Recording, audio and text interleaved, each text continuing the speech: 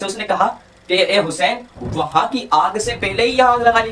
دیکھتے ہی دیکھتے اس کا گھوڑا خود بخود چلنے لگا اور اس گھوڑے کا پاؤں سوراخ میں اٹکا اور وہ گرا اور وہ جا کے کہاں گرا؟ اسی خندق میں آگ میں جا کے گرا اور وہ جل جل کے بھسم ہو گیا. یہ بھی اتمام حجت تھی. یہاں پر ایک سوال پیدا ہوتا ہے کہ وہ جو یزید تھے وہ بھی تو کلمہ پڑھنے والے تھے, وہ اللہ کو بھی مانتے تھے, اللہ کے رسول کو بھی مانتے تھے. ایسا کیا ہوا ان لوگوں کو کہ وہ اتنا بڑا گناہ کر بیٹھے؟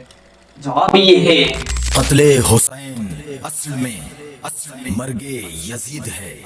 اسلام زندہ ہوتا ہے ہر کربلا کے بعد. بسم اللہ الرحمن الرحیم. الصلاۃ والسلام علیک یا رسول اللہ وعلی آلک واصحابک یا حبیب اللہ. آج ہم امام حسین رضی اللہ عنہ کے متعلق, کربلا کے متعلق چند واقعات سنیں گے, اور صرف واقعات نہیں سنیں گے, ان سے سبق بھی حاصل کریں گے آخر میں انشاءاللہ عز و جل. امام حسین رضی اللہ عنہ کربلا میں جہاں پہ آپ کے خاندان تھے وہاں پر آپ نے خندق میں آگ جلا رکھی ہوئی تھی. تو ایک بد زبان یزیدی نے آ کر گستاخی کے ایسے جملے کسے, اس نے کہا کہ اے حسین وہاں کی آگ سے پہلے ہی یہاں آگ لگا لی. امام حسین رضی اللہ عنہ نے فرمایا اے دشمن خدا, کیا تو یہ تصور کرتا ہے کہ میں جہنم میں جاؤں گا؟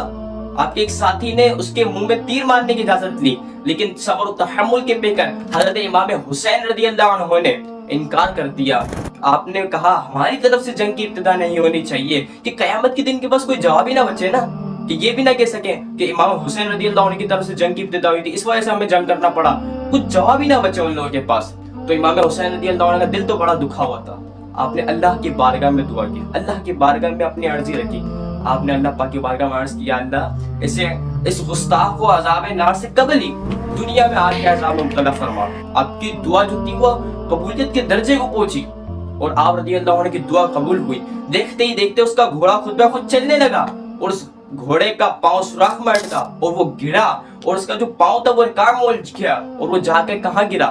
اسی خندق میں آگ میں جا کے گرا اور وہ جل جل کے بھسم ہو گیا. امام حسین رضی اللہ عنہ نے سجدہ شکر ادا کیا اور اللہ کی بارگاہ میں عرض کیا, اللہ تیرا شکر ہے کہ تو نے آل رسول کے گستاخ کو سزا دی.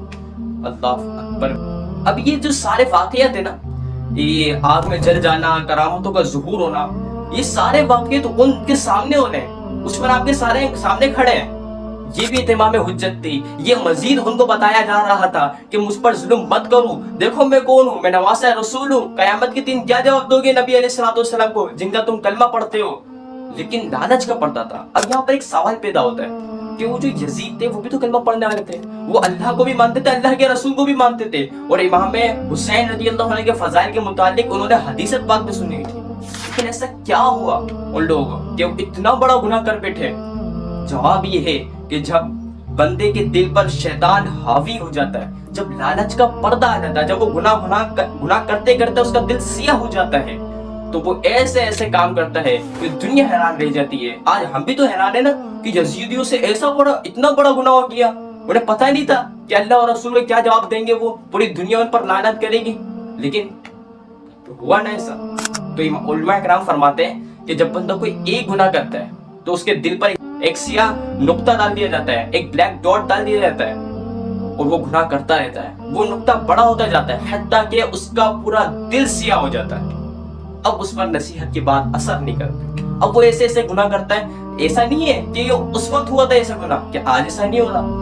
پیسوں کے لیے, معلوم مرتبے کی لالچ میں اپنی ماں کو قتل کر دیا, اپنے باپ کو قتل کر دیا, اپنے ساتھ والے کو قتل کر دیا. آج بھی تو ایسے واقعات ملتے ہیں کہ بندہ حیران رہ جائے.